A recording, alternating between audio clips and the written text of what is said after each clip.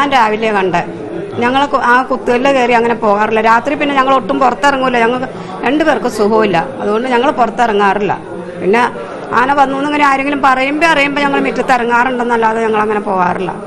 ഇത് രാവിലെ ആ പെങ്കൊച്ച് മിറ്റടിച്ച് ചപ്പം കൊണ്ട് പോയി കഴിഞ്ഞപ്പോൾ ആ പെങ്കൊച്ച് എന്നോട് പറഞ്ഞു, ചേച്ചി കിണറ്റിൽ എന്തോ കിടപ്പുണ്ട്, പന്നിയാന്ന് തോന്നണേന്ന് പറഞ്ഞു. അത് കഴിഞ്ഞപ്പോൾ ആ കൊച്ചിക്ക് അവൾ കയറി നോക്കിയേച്ച് പറഞ്ഞു, പന്നിയല്ല ചേച്ചി ആനയാന്ന് പറഞ്ഞു. അങ്ങനെയാണ് ഞങ്ങൾ അറിഞ്ഞത്. ഞങ്ങൾ കുടിക്കണ കിണറാ. ഞങ്ങൾക്ക് രണ്ടുപേർക്കും സുഖമില്ല. എനിക്കും സുഖമില്ല, എൻ്റെ കെട്ടിയവനും സുഖമില്ല. അതുകൊണ്ട് ഞങ്ങൾ അങ്ങനെ പുറത്തേക്ക് അങ്ങനെ ഇറങ്ങി പോകണില്ല. ഇവിടെ നേരെ സന്ധ്യയിൻ്റെ അകത്ത് തന്നെ.